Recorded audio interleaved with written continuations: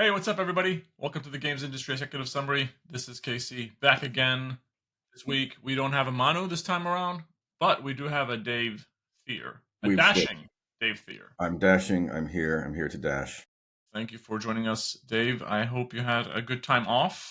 Yeah, yeah. I'm trying to remember what I was doing last week. Oh yeah, it was Yom Kippur. I had a good atoning time. I was very I atoned. Awesome, Yeah. awesome. Obviously, like there we have this mega fan who's constantly pestering me about, oh, what are the guys doing, and we don't see any new Legos behind you. Yeah, Um, no Legos, but I'm sin free for okay. for the time being, Yes. That's Ready how to it works. jump into something Yeah. to consume. Yeah, exactly. Have you been playing anything recently, or Hades 2, that's been a big one. Hades Hades 2 is an interesting. I mean, 1.0 recently, right? yep. Okay. The 24th of September, I think. I played it in the hotel at Oktoberfest rather than going out and seeing Munich. So it's clearly addictive on some level. But I think it's very interesting to see both Hades, Silk Song, about both Hollow Knight, Silk Song, and Hades 2. There's obviously a lot of similarities there. From it's kind of they're both these highly anticipated follow-ups to beloved indies, and true indies. They don't have publishers. Supergiant is obviously it's a much bigger and more established operation than Team Cherry. But still, there's some similarities there. And I think they also did a similar thing where they both went a lot bigger with their second time around with mixed results. I mean, it's a great game. I've played a ton of it. The action is super addictive, just like the first one. There is definitely more depth to the action. There's also just a ton of stuff going on. I think the some of my issues, like the meta systems, are just a little too much. Just a little too much to kind of keep track of all the time. Is it like when And you say the meta here, are we talking about like the hub and upgrading things and like yeah, it's just sort of exhausting. Like there's this one yeah? resource, silver, that I need to upgrade my like base aspects of my weapons. I'm not going to get it in the first region, this region being shown on the video here. And like if you don't see enough there, you just got to finish the run or die or something. And it's just it just wears on you a little bit. It is definitely not as straightforward as some of the systems in the original. That and the narrative is just not as good. No. Which we play these things for the action for the most part. You're not in it, but like definitely what elevated Hades 1 and what made it, I think, be such a topic of conversation was that it managed to tell a really cool story within the roguelike uh, setting, within Yeah. the roguelike structure. And it was they've they just haven't really managed the same trick this time around. They've had to make some weird compromises with the way they tell their story in order to make it still be infinitely repeatable roguelike. And like, that's the hard thing about an idea is they had an idea for the first one. We're going to tell a traditionally structured narrative within the structure of a repeating roguelike. And they had a cool idea of how they were going to do it, and it worked. And then now they're like, we're going to do it again. And it's I mean, hard to get it to happen twice. it's okay to kind of spoil something for me at least. So in the first game, you're escaping hell to kind of like you don't want to work for your father or whatever, and you You want want to, to be you want, your well, mother. you want to go find your mother, Persephone. Yeah, That's exactly. what it is. Yeah. And in this game, what are you doing, or where are you? Who are you? So in this game, you are another child of Hades. Hades, we feel positively about Hades now, but the Titan Kronos, who is the father of Zeus and Poseidon in Hades, and that kind of crew. So he's the grandfather of the character. Has taken over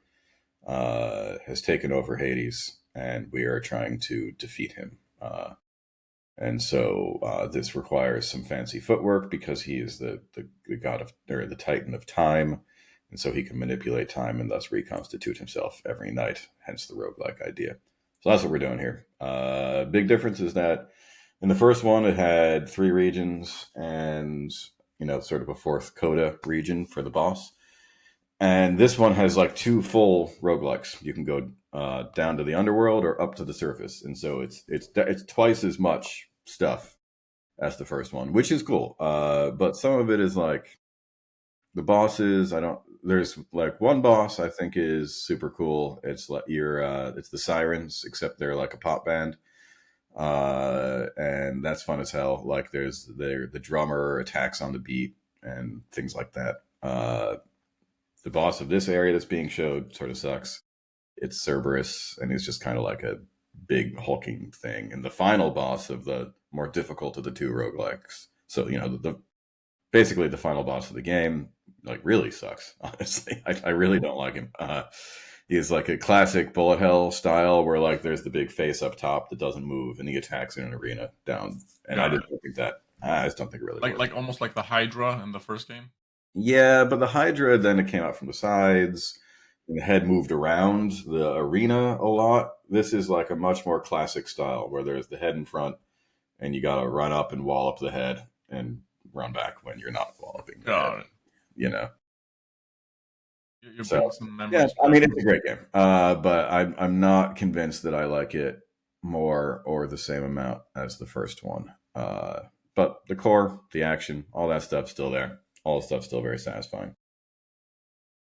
Terrific. Well, I mean, thank you so much for breaking down Hades for us. Yeah. What you playing? What's up? What I'm playing, I mean, I did. I think you might have missed. I did finish the Resident Evil 2s, 3s, Silent Hill, right? So I did pop in Resident Evil 4, but I think what happened is I got like maybe fatigued. I just because it was like almost 50 hours of Resident Evils, right? Yeah. And horror. So I am like half an hour into Resident Evil 4, but I haven't progressed further.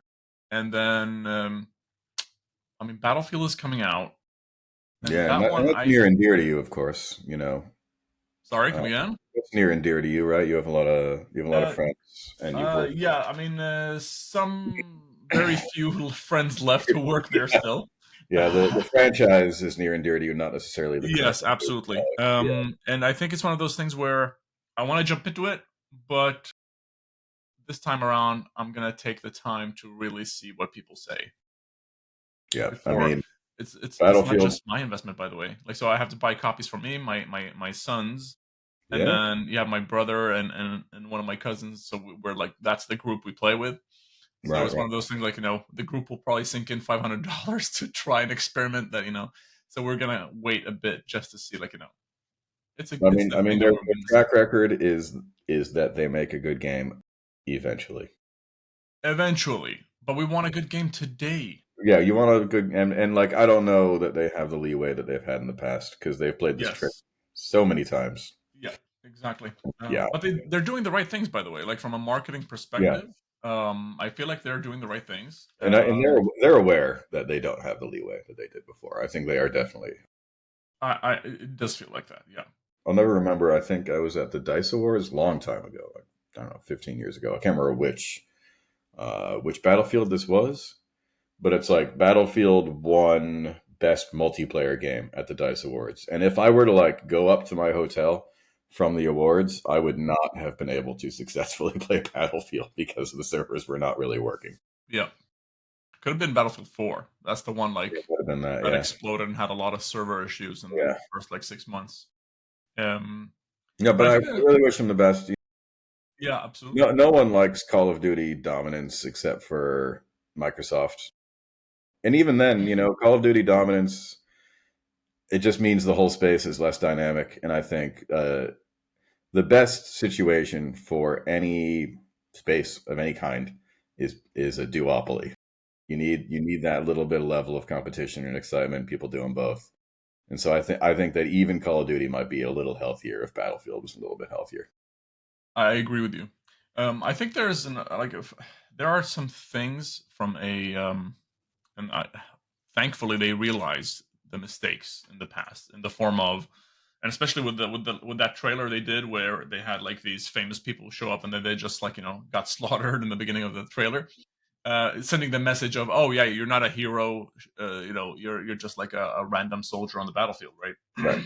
That's the concept. That's what it's always been. Yes, so it's hitting on those notes, but I think for me there are two things that might so obviously they're doing Portal, and Portal is that platform where you can create your own maps and all that stuff and share it with the community, and like which is great. It's gonna like create this. It's like it's part of the UGC movement that we're seeing today, and we're gonna jump into talk about Fortnite and Roblox Yeah, and all yeah, that stuff. But I think there are two things that for me kind of like are off-putting from a historic Battlefield fan perspective. One is, and I think this is one of those like things where a VP or like somebody who doesn't play games looks at and says, "Oh yeah, that's our thing, and we got to like double down on it," which is destruction. Because I do believe destruction is unique to Battlefield and it's fun, but also it's one of those things where if you're playing a map and everything is leveled and you can't hide behind anything, or there's no map anymore, it's just a flat land, then that's not fun anymore. And I think that is a key, at least takeaway for me as a former brand manager of Battlefield. yeah, I think what was that called again? Bad Company 2, which is the one that started it off, had a really good balance. yeah. No, it's a balance challenge more than Yes, anything. Is like we love the ability to destroy things, but it needs to be really the rate at which things are destroyed needs to match very closely the length of your average match, yes, yes, basically. And if absolutely. you do that, then it's cool. You get a little 3 act thing going on. You get I think, I mean, you want to be surprised, but there also needs to be some type of predictability. So if let's say you go into a building, and it's a high rise, and there's steps that you can take to go higher, and if somebody blows up the first floor, and those steps are not available to you to climb anymore, then that becomes a problem. So these types of things, and I'm not sure how much they're thinking about it. So that's the one thing. And the other thing is, I miss those days of jumping into a server with just like 5 people, like randos, five, mhm. 6 people who are in the server. The map is huge. Everybody has their own tank, like across the field, and we're just shooting each other. And it becomes like this agreement almost that we have in between each other, right? You know what I mean? Yeah, yeah. You spawn there, I spawn here, without even talking to each other. Those moments have been lost the past couple of I years mean, I because think you're they've just been like describing something 20 like that's not the way the industry looks anymore, which sucks. It's not they casual. want to control the Yeah, experience. And I think that was one of the keys that made Battlefield successful because yeah. I mean, players could decide how they want to play.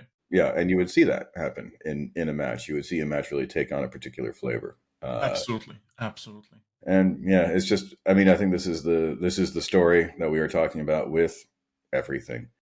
Bigger budgets, bigger marketing budgets, the need for a larger audience, and then it's always going to iron out some of the wrinkles, and some of the wrinkles are what makes things interesting. Yes, absolutely. Yeah, yes, you're so right. That is a perfect analogy to it. Some things don't have to be perfect to be fun. But I mean, speaking of UGC and these things, I mean, obviously we talk a lot about Roblox and Fortnite on this platform, but recently there has been a lot of movement on these platforms, and we saw. And if you remember, if were you in the meeting when I described my meeting with some Epic people? I'm not sure if you remember that. I'm not sure. Yeah.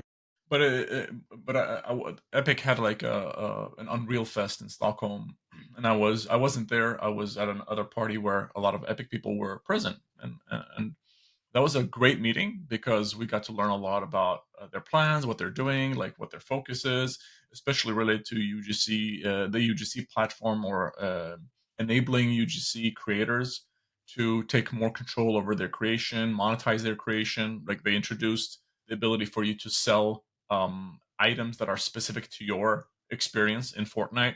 So that's coming, or it's already out there. We saw, and you know more about this. We saw the brain rot thing that took over Roblox first, and then transferred over to Minecraft. Sorry, to Fortnite. And now we're kind of seeing like now we are seeing these companies looking at Fortnite and maybe Roblox as well. And you can maybe give us some of your thoughts and comments here, like the dollar signs on the eyes pop up Oh, definitely. about like oh, okay, this is a new avenue for us to exploit kids or maybe show them some advertisement. Yeah, I mean, it's free labor. That's what the U is the U is G'ing for you. Absolutely. Yeah, yeah. No, I think I've had talks with brands where I've been like, don't bother with this. Roblox is maybe a better option, but it's still not a great option because I think that we talked about control a second ago. No one wants control more than a brand, and these are just not great places for it. And Fortnite in particular is not Roblox, right? Fortnite defined by the battle royale, and like even when I remember we looked 2 weeks ago at the brain rot statistics, and like yeah, that was the top experience, but but that's because battle royale was segmented into like 6 or 7 things, and that still, if you added that up, was like more than twice as big as brain rot, and that is never. That's just not how. It's not how Roblox has ever looked. Roblox has never had a core experience. Fortnite has a core experience, and so it's always going to be different. It's just an uphill battle. And so if you're trying to like compare numbers, for one thing, Roblox has more numbers, way more than Fortnite. But also, if you're a brand looking at those numbers, you can't just look at the number of users because so many of those users are basically unavailable to you. They are just playing about. Sorry, Dave. I'm trying to find some of the website where we check out the top experiences on Fortnite. Kind of like trying to find and support you with that data as we're speaking about it. Um, but I mean, what's your thought? Because I did see an experience called the Nike Euphoria, I believe. I'm not sure if they actually did sneakers you can buy. They Yeah, I actually mean, Nike was the first brand to do a collaboration with Fortnite way back when, and they've always been really forward looking on that. when you Uh, say when you say it way back then, I mean, was I that mean, a sure, good thing? not Did too I far miss after that? launch. I mean, it was a long time ago, like 7 years ago or something like that. Really? That back? They were the first. I'm fairly certain they were the first. Well, the first, I should say, non-entertainment brand. Got it. The Got it. first major collaboration was Thanos in with Disney. Then Nike was the first non-entertainment brand to be in there, and that's all. They had like a little character, and I believe at the time there was a special mode as well, and it was one of the first times you saw that. Right, this was all pretty new, and yeah, this is some cool looking stuff. It's interesting to me that their first thing and things after have been like sort of done up, sci-fi ish. They're not there. Then this is just their real clothes, which I think is probably a better angle at This the end is of it. chapter 6. I'm not sure when that Yeah, was. Is this? Do you think this is the original stuff from way no, this is way? not the original Okay, stuff. this is the newer stuff.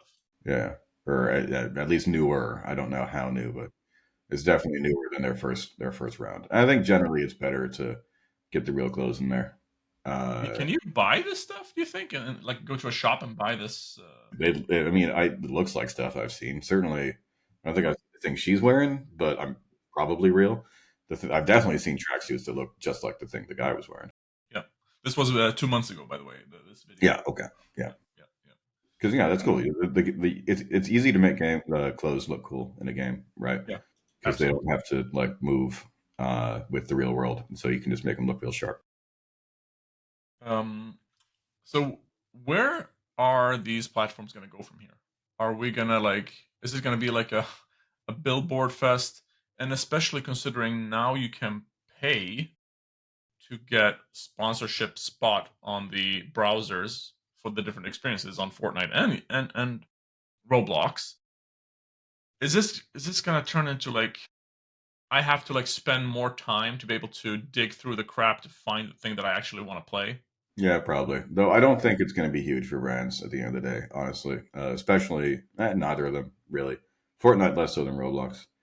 But it's not really the way people are interacting with these things. And like, yeah, you'll see an ad or whatever, and maybe like had they if you could move quick and someone had made like a Labubu experience, maybe that would blow up. There's some really good Sanrio Give stuff, them but ideas. Sanrio has a long history of making, of like that kind of stuff. But like just like a standard like, Samsung or whatever your box standard brand, no one's gonna care. You're gonna end up spending more money than you're gonna make out of it. No one's gonna care. Got it. Actually, this is the one I wanted to show you. I'm gonna share with you the Nike Euphoria. Island of the Week in Fortnite, which is interesting. But this one seems to be a bit more involved experience or more involved Yeah. execution of it. Um, you're obviously in this experience. You're doing things like mechanically speaking, not Yeah, just it's a specific. Yeah, yeah. it's made. But talk about product placement. I mean, but let's see. It's Island of the Week. Let's see. Top experiences on Fortnite. Best. Uh, it's actually kind of hard to find, isn't it? At least quickly. Most popular or concurrent players Fortnite I used experience. to I used to find it, but I wasn't successful in doing that today. Okay, may Fortnite.gg, most played Fortnite maps. I don't know what the hell is this. Okay, most played maps. Steel Brain Rot It's still up there. still in charge. Are you on Fortnite Tracker? I'm on Oh. Fortnite.gg. Okay, got it. Cool. Uh, K-pop's up there. Demon Rush. Here we go. Uh, Now I found it. yeah, Yes. but So I'm not seeing. I'm not seeing Nike, and I think this is a good example actually of what kinds of brands. Daft Punk is doing all right, but that's cool. yeah, Is ultimately I think that these things are just better for entertainment properties yeah, than they are for non-entertainment crossovers are real hard. I think that like if Nike and clearly they've found enough success so they want to keep going with it, but like I would just make your own game, you know? I mean, I know the company, Swedish company, the Gang. They've been Yeah, yeah, developing brands for a while. They did Vans. They did some other companies, brand experiences inside of Roblox. But it doesn't seem like these things kind of like stick. They might be popular for a week or yeah, two, and they're and then good to show you're bored. But yeah, like I'm not, and Fortnite, I'm not seeing uh, any non-entertainment uh, crossovers, got it. and even kind of pretty far down the And just to make it clear, list. entertainment for you here is like musicians Yeah, or musicians, TV shows, movies. got it. Lego is in a bit of category of its own, but yeah, I have to ask you this as let's say the last question on UGC platforms. Do we see them? Do we see them go through the shitification process? yeah. I mean, they're doing it. They're definitely doing it. What's nice about UGC platforms is like if you don't currently, at least, if you don't want to deal with the branded stuff, you don't really have to. You just don't play those experiences. Obviously, the skins are going to show up in main battle royale and that kind of thing, but you can just play it still. But who knows? They could always mess with that. They can mess with anything. Yes, they can. Um, cool. Then in that case, let's move on to talking about Xbox. Xbox has been in the news lately in different Yeah, shapes and Xbox. forms. I'm not sure if I didn't see anything, just to be very honest with you. But if you remember, I had two Xboxes side by side in the living room for a long while actually, and I got rid of them roughly 6 months ago. And the only reason I did that really was because me and the kids were having difficulties playing together because I had my third console was a PlayStation, so we had difficulties finding games that allowed crossplay in an easy manner on a Fortnite Call of Duty level. Um, so I said, you know what? I'm tired of this. Let's just get rid of them. That made me sad in some degree because I did feel like the Xbox Game Pass Ultimate was an amazing Yeah, service, and also I could share it across both consoles, right? So that both kids could play whatever they want. I didn't yeah, have to buy anything. It was great. It was a great experience. The UI was great. Everything was great. Um, but then, okay, so we got rid of them, and then fast forward, in hindsight, a great decision, by the way. yeah. I've Uh, canceled mine. It's wow, yeah, and you then like did I get already? yeah. I mean, it doesn't take long. I mean, and I get kind of reimbursed, but I don't really want to spend my reimbursement budget on it when I could just spend my reimbursement budget on games Yeah, instead. Uh, But yeah, if you I mean, keep I in think mind, that plan, Game Pass, was clearly really expensive to make it yeah, work, and I think it was always going to rely on hardware to get out in the world, and they didn't do it. Uh, and it became a more difficult thing for developers too once they started seeing more cannibalization. Early at the beginning, they kept on being like, we don't have, like, cannibalization isn't going to be a problem. Being on Game Pass is just going to increase your sales. And I think some people saw that, but it didn't end up being the overriding narrative. And so it was harder to convince people. And it was just always clearly going to be a service that relied on volume in order to be able to, like, justify not charging people for Call of Duty. And they didn't get the volume. I mean, I think it all comes back to the reveal of the Xbox One, basically. That, like, the sports one, the one was Matrix. yeah, and, like, they fucked it up. Wait, this is not like new news, right? And that was the one generation that you really couldn't afford to lose, because that was when backwards compatibility went from being a feature to being something expected. So they lost that generation, and there was no chance to get that ground back, because when the PS5 was announced, people already had a large library, or, console players already had a large library of digital games that they didn't really feel like losing, and there was no way to distinguish these consoles enough to say that you should go here instead of the place where you already have your games. Um, it does feel like this traditionalist player will live on for a couple more years, and I wonder if it's like one of those things. Obviously, we see it with PlayStation, and Nintendo platforms specifically, and that's my reference point for the traditional player, or rather, my friends who are idiots who just play FIFA, as an example. They Yeah, just buy FIFA every year. I mean, yeah, they whatever. bought a machine for $500, $600, obviously, but the only game they play is FIFA, and that's it, which Yeah, is whatever. fine. That's fine. I Yeah. spend $40 a month at my squash court. The only thing Yep. I do there is play squash. You Oh, there know, you go. similar concept. Perfect. And a lot of I people mean, play. you can probably play something else, but it's squash. You'll keep it to that. Yeah. I couldn't. I guess I could play some other kind of UGC game on a squash court Yeah, with, like, more than one ball or something. maybe golf or something like that. I don't know. Yeah, exactly. It'd I be think dangerous. people might be upset if I started to do that. Yes. But I guess what I'm trying to get to here then is I wonder if this is one of those. It's a strategic decision of okay, we are we are Netflix of games now.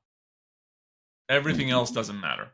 We are Netflix of games, and we're going to be available on every single platform. And TVs need to start having our app Yeah, incorporated directly, so you don't have to have a third-party device, and that's it. Uh, that's the only way. I mean, I think that hardware is done for them. They need to be basically. I think they're going to become a publisher. They'll become Microsoft Game Studios, which is like, video game publishers can make money. Like, they make games, cool. And for Game Pass to survive, it has to become hardware agnostic, and then you're going to end up with a lot of difficult conversations to be had with Sony and Valve about how it's going to work. yep. By the way, I have up here while we're talking one of my favorite people, Michael Pachter, awesome analyst. Used to follow him for many years, and he does have an episode on Sifted games that you can check out, where he breaks down kind of like some of the Xbox stuff. Um, okay, so I've seen a lot of doom and gloom type videos and articles and all that stuff. Where is Xbox in 5 years? I mean, I think that they're a game publisher. They're a game publisher uh, still trying to make Game Pass work, but mostly they're a game publisher. And again, like, this isn't like a failure. You can do that. That's okay, and it might chart the way forward for a more healthy business. At the end of the day, hardware is only one thing, and it's not necessarily the future. I think the PS6 is still going to struggle. Especially if it's $1,000 or something like that. Yeah, and so Crazy. it's okay. You can do it. And also, like, when people talk about doom and gloom, like, yeah, we don't like to see a brand that we have emotional attachments to fail, but I think that people can fall into a trap where they identify the success of a multi-trillion-dollar company with anything that matters. Yeah.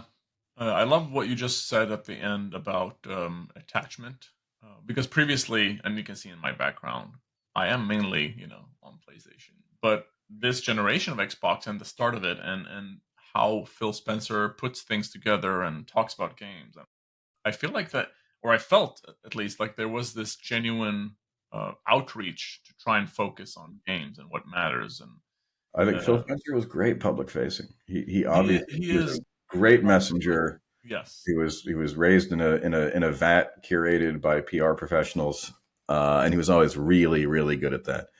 But Anti yeah, PR professionals. yeah, Uh, but yeah, proof's in the pudding, and yeah, like these they've made questionable organizational decisions. yeah. Recently, absolutely. That's what I'm talking about. Lots of Yeah, those, and so I'm not in there. I'm not in those meetings. I don't know to what degree leadership's fault or anything like that, but it has yeah. not gone well in this time, and that you can't argue against that. Really, For a company like Microsoft, does money matter, Dave? money always matters. Because I just feel like, okay, why don't they play the long game? I mean, they have Xbox has been out for like 25 years. Okay, fair enough. Fair enough. I'm thinking more like, okay, the long game in the form of, okay, so we bought all these studios. We need to give them the chance. We need to, like, but I feel like, because it feels like in this generation specifically, Xbox was like on a really good trajectory from communicating with their player base, like providing the hardware, all these things and services that was, great. Game Pass, amazing value. And then slowly doing the wrong decisions Yeah. over Well, and when it over. came time to executing on, there was that time when they bought everything, and when it came time to really execute on that and start seeing the fruits of that, didn't really happen. I mean, like Starfield is the best example. Like it just, man, Starfield did not do the thing that a Bethesda game is supposed to do. Yeah, it didn't capture people's hearts. Yeah. Um, yeah.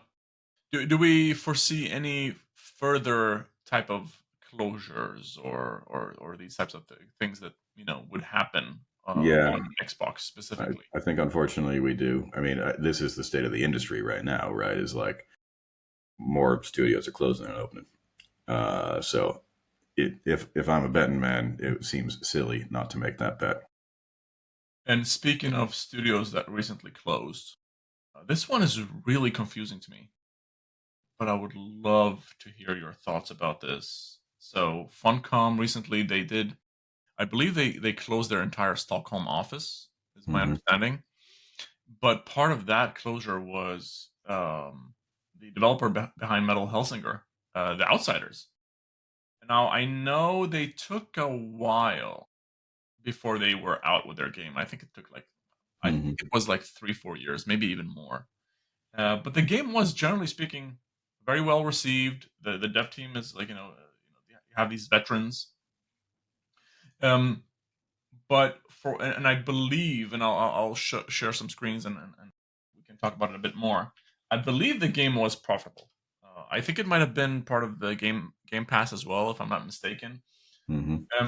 But tell us what your thoughts are about specifically, like the Outsiders. I mean, they released one game. That game was really successful, or maybe the It word was really at is least it was not a failure.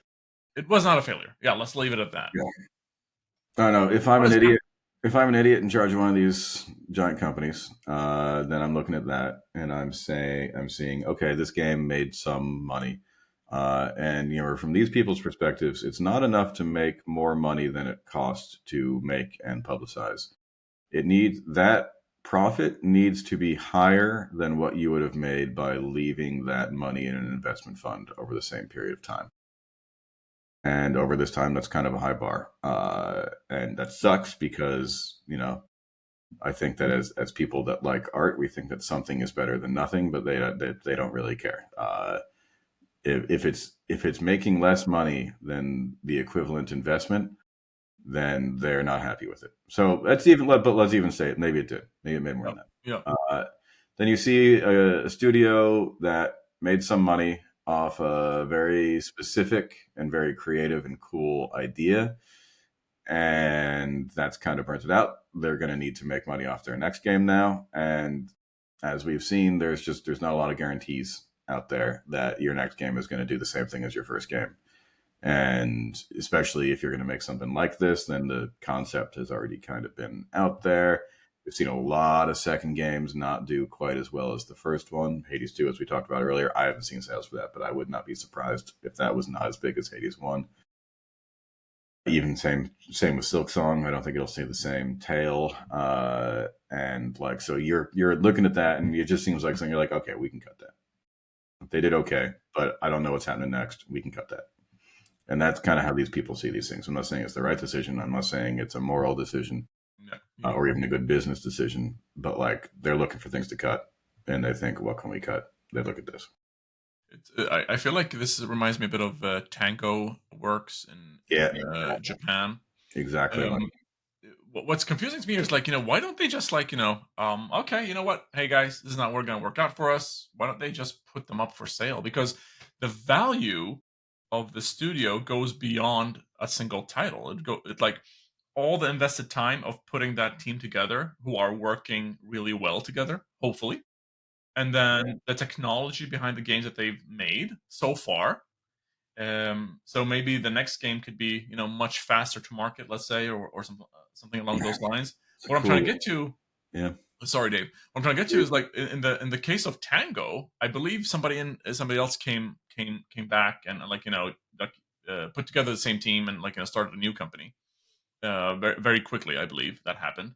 And here, I feel like that could have been the same thing. Either you just sell them off to somebody else who might be more interested, or you like integrate them into something else. Any thoughts about that? I think that when you close the studio, you get to take a loss on your taxes. Okay. I think that's a really big part of a lot of these decisions. Okay, I see. So it's more, but you don't think selling them could have been an option? Maybe. Then you got to find a buyer. It could be a long process. And when you say playing the long game, right, these people care about quarterly reports. And if they're looking for cuts, sometimes it might make sense within that 3-month span to take loss in your taxes rather than begin a process that will make money later. Got it. We're trying to bring up I think Funcom is a stock listed company. Trying to see if I can find anything of value in the past. Wow, something just happened recently. But I believe you're playing Dune as well. That's a Funcom game. Yeah, no, it's done well. I believe concurrent players have now. Hasn't it? It has dipped, right? Yeah, I believe it's gone below Conan now, which Conan has been really well supported and it has a very strong community. I still think it's a cool game. I think they'll be able to get it back. They've done a lot of really good communication. They've addressed a lot of their problems. Sorry, Dave. I have to. If it's okay with you, there's something wacky that has happened. I'm not sure if I'm reading this correctly. I have to actually go back and look at this. Wait, So wait a second. that's a really big number, and then that's a really low. Yes. So I assume this is Norwegian krones, but they went from 15 or topping at 17. I think there was something happening with a quarterly report or something like that, and then they just plummeted down to 2.5. So there is something wacky that I might have missed or something like that. Yeah, I don't know That out. what happened there. At the same time, I'm trying to also gonna find if I can find for you like news or something like that, like Funcom. What's going on from a news perspective? But okay, but I think I mean, really appreciate how you explained, these decisions basically, and why they're taken in this manner. And it's a bit of a shame that things only come down to it's all about money, obviously. But that's also the reality of doing business. It is. It is. The capitalism has its issues. Yes, That's and that's one of the things that at least excites me to a certain degree. Obviously, with the EA buyout, we might not get to know how they're doing because we won't be able to have that insight. But it does feel like that is a type of protection from this. I think the best example of that. except it's Jared Kushner and the Saudis. Let's leave those people aside. But I think the best example of a private company in entertainment, Valve. I mean, yeah, Like, Valve's been what incredible. better example to give, Yeah, right? and Epic. Epic, thank you. Well, Epic, I mean, they're still, aren't they? They're not listed, are they? No, I don't think so. Okay. I'm fairly certain. Yeah. Epic Games stock. Yeah, Please. no, they're yeah. Yeah. But to your knowledge, there isn't like anything that you picked up on Funcom specifically, is there?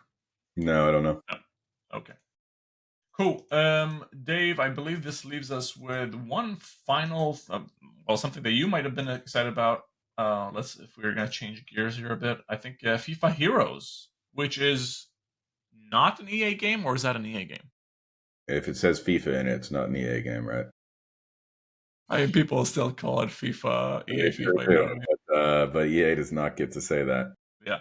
Okay. Tell me. So, do you know anything about Heroes? I know a little bit, but I think it. I'm not a big football or soccer person, depending on how you want to call it. But like, if it's a good game, theoretically, the like hero-based game design concept should cooperate really well with the sports title. I can't really think of how I've seen that deployed particularly well, but Yeah. it should work. I mean, this trailer is not helping because it's all No, all I blurry. can tell from this trailer is it has something to do with There are animals there's animals. and there's a ball. Yeah, It feels like, is this not like, I feel like this is a missed opportunity to do like a almost like aren't there any? the EA card game, right? Yeah, no, So definitely. That's kind of what I was figuring it was going to be. Why aren't there any players in this? I don't care about. I yeah, don't care exactly. It's called about it. FIFA. Yeah, like the whole point for me of having a heroes based FIFA game would be the players, that these are your heroes, not this eagle. There was no gameplay in that. No. That was disappointing, and there were no actual players. Like, Yeah, it felt that's like no good ad right there. yeah, this feels like I have to, I need to pull up something from YouTube to see if I can find anything on this. But it does feel like this is probably not a game that's going to be successful.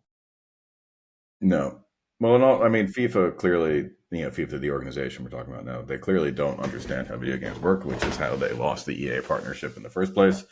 And so it does kind of stretch the bounds of imagination that they would be able to do something successful on their own first time out. Here is everything I could find on YouTube for this thing. Okay. Because if I go back and like just look at the search, it's Yeah. just Just FC. Ultimate Team. Just Yeah, it's Ultimate Ultimate Team. Team stuff. But talk about a missed opportunity to do something like an Ultimate Team esque with this thing. Yeah. I mean, Um, clearly they don't like giving people percentages of anything, so maybe that's why there's no players in there. But like, yeah, people are always trying to make more money outside of a specific agreement or a specific license and failing. It's like I think about like Niantic, yeah, Pokemon Go people. They made this like Tamagotchi game, and clearly they had a lot of problems. But clearly they were tired of paying so much money to the Pokemon company, and they yeah, wanted to make something of their own, and it did not work at all. And it's like, man, hey, you made just make me a Pokemon Tamagotchi game and yeah. count your millions. Absolutely, You're good. absolutely. The Even amount if of it's money you have to pay to Pokemon Company is so much lower than the amount more that you will make by having Pokemon in your game. yeah, absolutely. And I think also like even if they went the route of doing like a proprietary hardware just for the Tamagotchi Pokemon version of it, I think that would sell That billions would and kill, billions. man. I think. I mean, with that, you would want to coordinate with the actual Tamagotchi company, right? Absolutely. Why haven't they done that? They should do that. Have they done that? I mean, hey, Pokemon is coming to Lego. Yeah, So, and that's going to be fire, I believe. yeah. Like, I think that's one of those situations where, hey, and I'm going to give out the secret here. Obviously, it's not a secret, but hey, when that shit hits, you buy two sets, one to play with, and one you just hide Just to for like sell. 20 years. Yeah, No, I mean, exactly. you just hide it for 20 years, and then like your kids can profit from that. Yeah, no, And but it's but Tamagotchi. Like, why isn't my daughter playing Tamagotchi? Why hasn't this been a trend? It seems like it's ripe for a trend. maybe she's playing it inside of Roblox under the game. What is it called again? Pet something pet. I forgot. Adopt Me. Thank you. Yeah, which is that's not quite Tamagotchi, but yeah, I mean, one of the reasons is because they are getting this kind of fix from Roblox. It's the However, itch. It's the it's itch. still really like physical things. They Yeah. love them, and they're. I don't think I don't see that going anywhere. Imagine that Tamagotchi thing becoming like almost like a Animal Crossing thing, and maybe if you're like close to each other, or like Maybe like there's NFC, you could take your pets for a walk together, yes, things like that. yeah, There's. I yeah. mean, I know that Tamagotchi still operates. I don't really know much about them, so maybe they're doing stuff like But that. But it does seem imagine, like someone sorry, is Dave.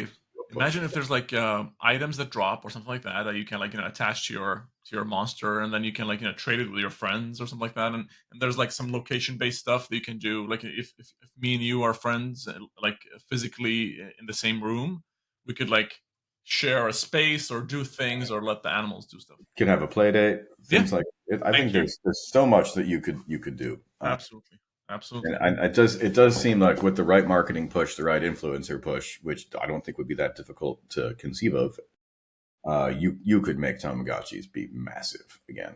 absolutely. So just quickly, final note then on the FIFA Heroes thing. It will be so. I mean, I don't know how this came to be. FIFA Hero brings together FIFA's official mascots. You know the ones that you love Yeah, everyone and loves FIFA's yeah, official mascots. Tom football's the biggest soccer elf. icons, Yeah, and your favorite fictional characters from iconic TV shows and films. what's the point of having FIFA involved in this? I don't know. With dynamic physics and pitch-shattering power moves, master your tactical prowess and take on your pals in the 5v5 extravaganza. I have Okay, a this feeling is really getting that. this is maybe like the Mario Ballers or whatever it was called game. Strikers. Yeah, yeah, Yeah, it could be one of those things. Okay, Dave, that's me. I assume you have work to do after this meeting or I after do. this. I have a Yeah, game to play that I will not discuss. amazing. Looking forward Secrecy. to that then. Yeah. I hope you can discuss at one point in time in the future. Mm. Um, so I assume you're subscribed, Dave. I am, but everyone else should be too. They should like, Okay. they So should subscribe, please, they should do all the things. I missed the opportunity. Yes, Yeah, please, Dave. Thank you for reminding us about the yeah. bells and whistles and on all these things you have to click to support us. Dave, it's been awesome having you back. Thank you so much for joining us and It's been great to for be your here. knowledge and expertise on everything video games. Um, And you too, man. I'm trying. I'm just like I feel like a peasant here. Just like I just like I know talking. some stuff. You do. I mean, you Some know the stuff. same amount of stuff as me. I just talk all the time. Yes, that's why you're here. Yeah. Thank you so much, Dave. Everybody else, thank you so much for joining us, and we hope to see you in the next episode. All Take care, right. everybody. Take it easy. Bye. Bye.